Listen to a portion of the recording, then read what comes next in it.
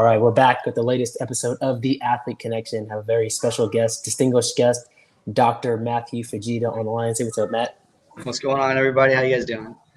Good. Glad to have you on, man. You have a great story that I think is really, really cool to tell. Unique opportunity for, being on both sides of the coin. One, obviously from the athletics, but also now on the sports medicine side. So I'm not even going to try to botch, your accolades and your background. So, go ahead and tell everybody, obviously, sports, your background, and then obviously how that translates over to your medical background. Yeah. I'll give kind of cliff notes. I was a scholarship athlete playing soccer. Traveled the nation, following the money like the best of us. Ended up going PDL, which became the PSL. Now is the PSL. Doing amateur reps. Got a couple international caps. About the time Chivas USA started, we had open tryouts, invitation, which was kind of nice. But I got into graduate school at the same time. I think league minimum for the MLS is like 35K, 40K, something like that, with the glory of being Landon Donovan at that time. And entry level physical therapy is 75,000, man. So and I was just married, so it's kind of easy. I said, okay, I'll make more money and be at home. Check. Went to Azusa Pacific for my doctoral program. Practiced for a year, then did residency. So I'm an orthopedic specialist. From there, even during that, I got to work with entities like Disneyland. I got to work with the Mariners, so I did some pro reps in baseball. Worked with the gymnasts by that point, U.S. gymnasts, and then worked for the man for like 5 years, seeing what that factory model looked like, that base model of seeing 30 plus patients a day. And I would maybe seeing one athlete a week, and I just was not fulfilled. Wasn't happy with the medical care, you name it. I was just done. So I said, all right, well, I can do this better. So we opened up our clinic in 2014. We moved into this Norco area it's a hotbed. I mean, football, Centennial, we have Norco, Roosevelt, we have, Stars, which I know is under heat, but that's okay. We still love them, man. Winter Circle, all these academies, Gut Check. And it's just a hotbed of athletes. And they were missing the medical model. It was Kaiser. It took 6 months to get an ACL diagnosis and the surgery even scheduled, let alone start rehab. And so because I work in the pro model where your athletic trainer, your therapist, your doctor, your strength coach, and your coaches are all in the same meeting, and that's efficiency. So it was my kind of duty to bring it to this area. So we married a lot of the professionals in this area, athletic trainers, strength trainers, doctor, everyone, you name it, coaches, and we made a team out of it. I helped make a team out of it because I don't do the conflict because the patient loses.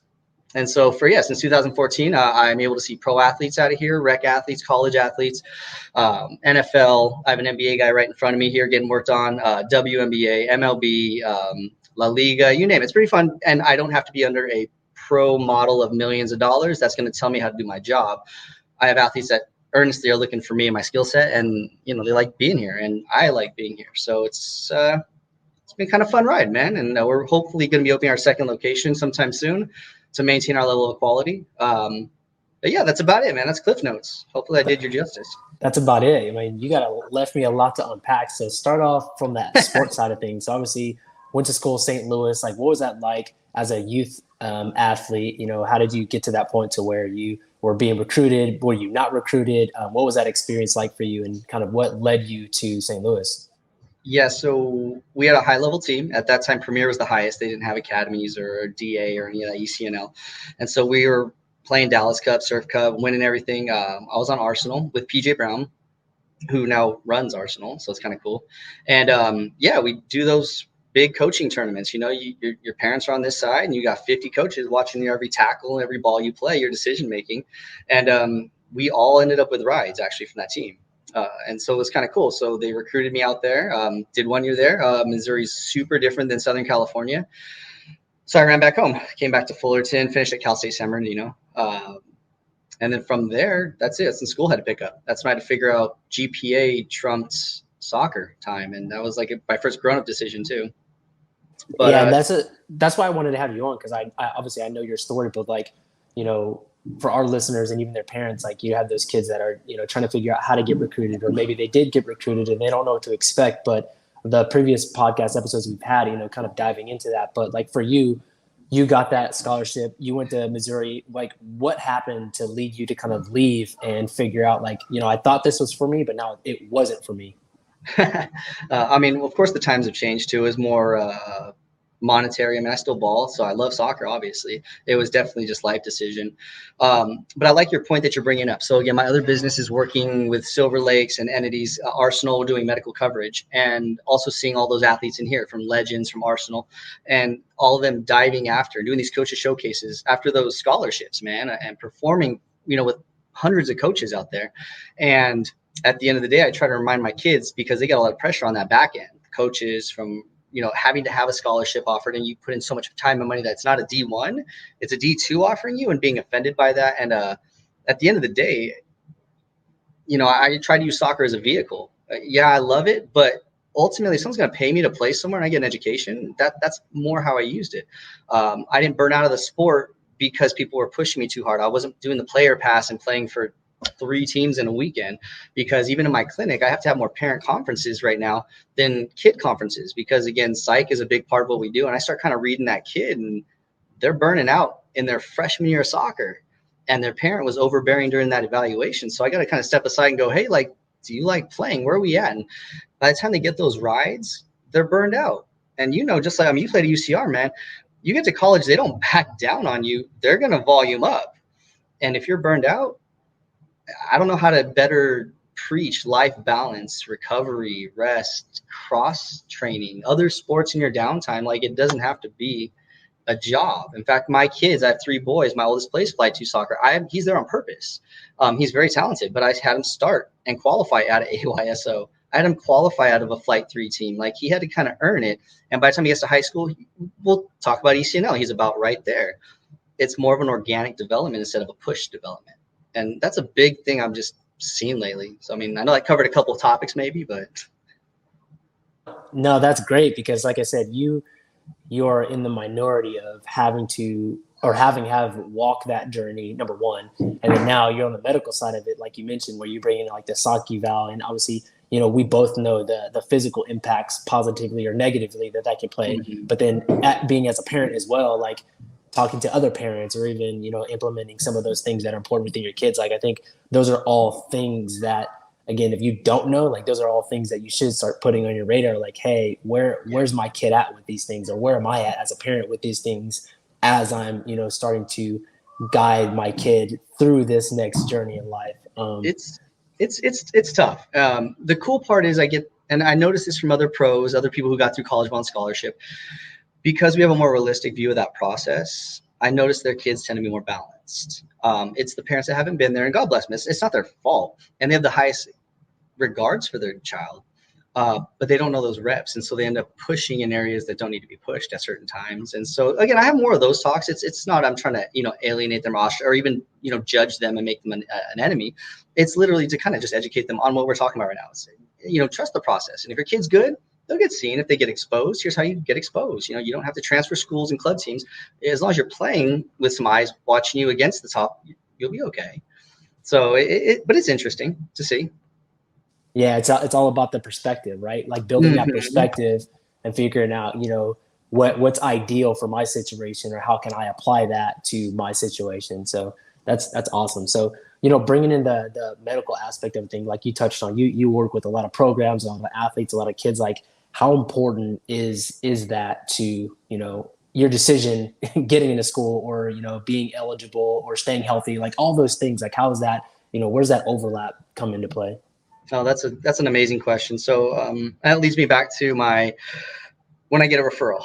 I have a high-end coach, high-end strength coach, strength trainer, you name it, agent reach out to me, and they very happily announce the status of the client coming in. First question I always ask is, are they a nice guy? Or a nice lady? Character means gigantic to me. It's another benefit of being in the clinic and not under the pro model, is they're coming to me. So when they get here, it sounds really funny. First thing I do, and not because I'm better than them or anything, I humanize them. Just like I don't make people call me doctor. You're just a person that's injured. Yes, you're highly talented, and I have enough skill set to help you. But at the end of the day, what kind of person are you? What kind of grades do you have? Are you going to church?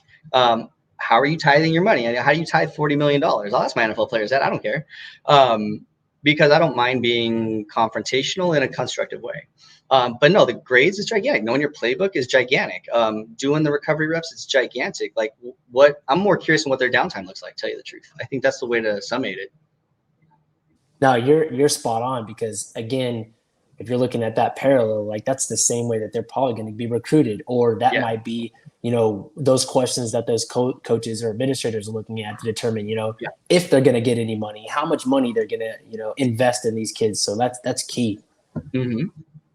So from a again, from a medical standpoint, like when you're seeing a lot of these athletes, like is it the preparation or lack of preparation or lack of information that is maybe kind of what gets in the way, or is that one of those things where you think can always be, educated or improved on to kind of help the longevity of these athletes? Like, what's the biggest impact there?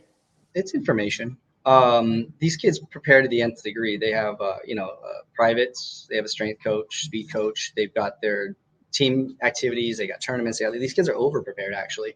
Um, there, it's more information, to tell you the truth, and I'm very happy to. And that's why I think we're doing this podcast too. It's just to inform people that you don't have to kill yourself to get where you want to be. It's a natural process.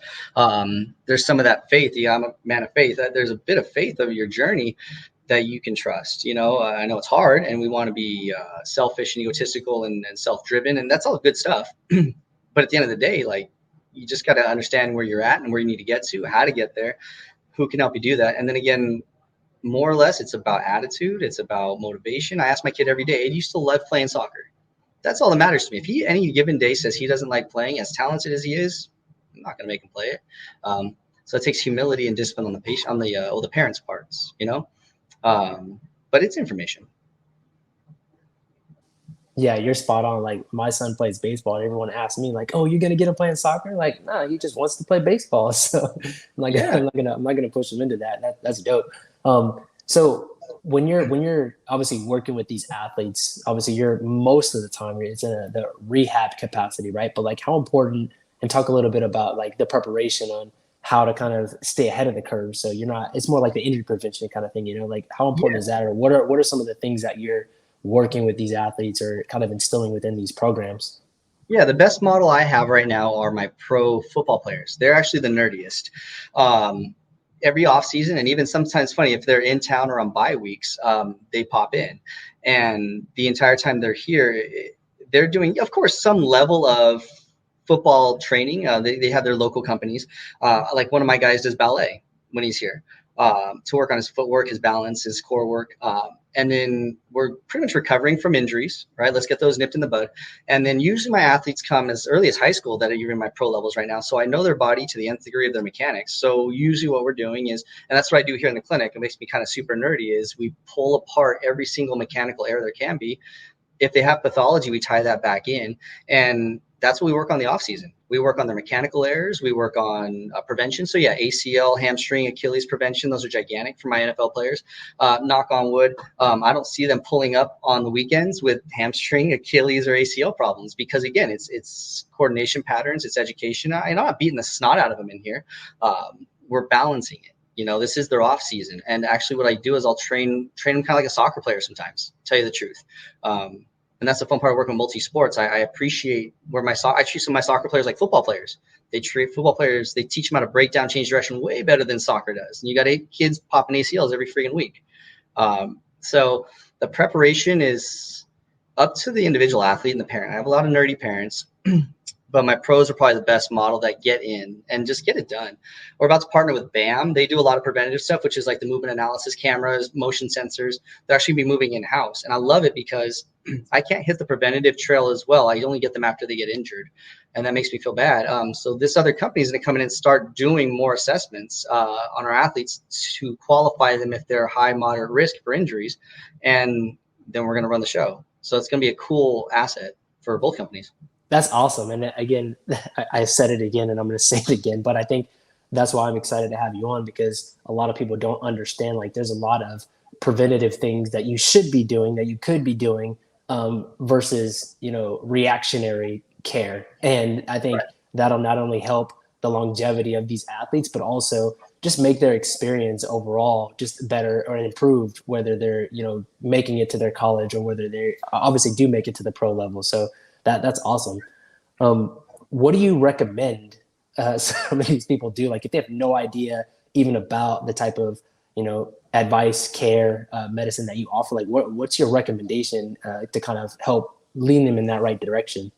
Yeah, and that's always the caveat. There's in the public's eye or the client's eye, there's a million of us. Again, especially in this area, it's very saturated. I can get your kid to do this. I can get your kid to do that. I can avoid this. It's literally about being a good consumer. So again, I'm extremely good at what I do. I mean, that sounds pretentious. I apologize, or egocentric. But I take pride in what I do. I You're read right. research. You're right, though. I vouch for that. You're very good at what you do. Yeah, no, I read research on a regular basis. I'm up to date on certifications. I'm going to go sit for my CSCS. Like it's about how prepared your practitioner is actually, or how prepared your strength trainer is actually, that you should validate. And so with the preventative stuff, you got to find someone that has the chops. You want to see kind of, I know it sounds weird, but you want to see that they've been there before. They've worked with XY athletes, because again, I've noticed, at least in the physical therapy field, everybody puts sports therapy on their front door and on their building. It takes me all of 3 seconds on their Instagram or their website to say, yeah, you're not ready for athletes. I look at their credentials. Nah, you're not ready for athletes. Because part of being, again, a sports med practitioner as well as orthopedic, it's a specialty population. You kind of have had to been there and do that to a certain extent. You got to understand what those biomechanical demands are. And so if you get the smell for preparation that they just don't really know, they don't know about your position. Those are interesting things that, especially my evals. Are you right or left foot dominant? Cool. What position are you playing out of? Oh, midfield. No. What position are you playing out of? Are you a 6? Are you an 8? Are you a 7? Cool. I want to know foot dominance because I know where you're going to bias. Your stability leg is your non-dominant leg. Again, so you got to be able to run the game too. And so with preparation, if you get the feeling that the person or that trainer or that therapist hasn't done it and they're experimenting on you, depending on your level, you want to be cautious, but I guess the first step is looking, you know what I mean? And that is exactly why whenever I have any of my issues, you're the first one I hit up, because I mean, I could be biased, but like I always say, there's a difference between like regular doctors and doctors for athletes, because you and I both know a doctor say, oh, you're never going to do this again, or you're going to be out X amount of time. And I'm like, nah, I don't think so. So, but you're right. Like you have to make sure that you're getting the right information and putting as much attention to your physical and even your mental health, like you mentioned, that you're putting in that time to practicing 4 days a week and putting your body through all this, wear and tear. Like you got to make sure that you're prepping for that. So that's awesome. That's one thing that's good before we shut off too. Again, is most of the athletes in this area come for clearance here, because again, I have my athlete side and I've got my doctor side, and the coaches know this, and they know that if this is an MCL tear, it's an MCL tear. But do you have enough strength? Can you drop in a 3-point stance? Can you sprint and cut? You can play. Is this an ACL tear and you can't do any of that? I guess you can't play. Is it broken? You can't do that. At the end of the day, I'm trying to keep you on the field as long as it's safe, ethical, and you can do what you can do and not be a detriment to your team. And they can manifest that in my clinic. And I tell them, don't fake it, because I'm going to have you jumping up right now in single leg, double box. You've got to run, hit this pad, drop off, back drop, you name it. We're going to run through this right now. And that sports side is gigantic for medical. Like if you just don't know, you just don't know. It sounds bad. And that's why I hang out on sidelines. That's why I hang out with strength trainers. That's why I hang out with athletic trainers, is you just got to be in the game. I don't see many therapists doing that. So I don't know, call it for what it's worth. No, that's right. So just kind of wrapping up, if I am a parent or an athlete, actively trying to get recruited, or maybe I've already committed going into college, or even maybe going into pro, like what do you recommend for these listeners at this point in time to kind of accomplish or do some of the things that you're mentioning? Be patient. I like to talk to my athletes about reminding them, especially my high school kids, because they're signing them earlier and earlier, sophomore, or not signing, but verbal commits, is be patient. This is a business. It's a good time to start realizing that there's a money line on your kid or your athlete, and these coaches are aware of it. You can't have an agent. They know that. And so they get pushed around a little bit, or they feel they rushed to have to sign something. Be a good consumer. Shop it around. D3s hit first, NAIs hit second, D2s come fishing next, D1s are usually wait a little bit unless they really want your kid, and those are the ones I know you hear other people getting, like, oh, they're already signed to Ohio State. Easy. Keep getting your exposure. Play with that kid that's going to Ohio State. Make sure his coach comes and sees you play. But it's to be a good consumer. for your kid. Be a good business person for your kid. Um, just understand that when you get those visits and you get your offers, just like any business, nothing's done till you sign that dotted line. Don't rush into things. Be cognizant of what you're going into, what the terms are. I mean, again, that's the best I can give you that I have experience on that my kid's going to benefit from is people fail to realize that connection between recreation, which is still club, I don't care what anyone says, and your first stint of pro. You're now worth money. Don't be going out and doing the friggin' trampoline park now. No. Do you need to play this tournament since you just signed and you're a senior? Do you need to play high school ball and you have a sprained ankle? I have these conversations all the time. Like, is it worth it to you? Some say yeah, and I said, okay, that's your call. You know, I'm just here to ask that question. But at the end of the day, you're worth money. You know, and that's a valuable point in that instance or that part of life that you're talking about, Trey. Is just that realization. Yeah, right. Return on investment and realizing that you're that investment, right? Oh yeah, and again, you are the commodity, and if you go and tear your ACL, I mean, yeah, they got registered, they registered, and then I've heard some horror stories where contracts weren't signed, they never made it to play in that program. It's a tough-nosed business, man, and especially now that college athletes are going to make money. I mean, maybe not so much in soccer, more football and stuff. It's more of a business, and you better be versed in this stuff, and you better have some level of an advocate where, again, you, me, someone who's been there can say like, well, you know, hold on, that does not sound right, or no, you know what, that's not a bad deal. No, you're spot on. So we're coming close to our end, but again, I want to thank you for taking the time out. Real quick, let everyone know how they can get in contact with you. Obviously, where your facility's at, if they have any questions, or really if they want to stop in, and you can kind of help them out. Oh yeah, for real. So my clinic's name is Kinematics Physical Therapy, super nerdy physics term. We're in Norco. You can find us on Instagram, Twitter, Facebook at KPT Sports. Check our website out, kptsport.com. And then, yeah, we have free consults. If you have something wrong you want me to fix, reach out. I have a good amount of time. I've got a good staff. I got a great staff, actually. Yeah, even if it's just a question, I love consults because it's fun just to even wrap these things like we're talking about with parents and athletes. That's great, man. And again, that's the reason why we're doing this podcast, to obviously, provide some insight, spark some questions, but really ultimately just help, obviously from the sports, but obviously outside of sports as well. So again, Dr. Fujita, I like to call you that affectionately. Thanks for taking the time again. And yeah, that wraps up our episode. So we'll catch everybody on the next one. And until then, we'll see you later. Thanks for having me. Yep.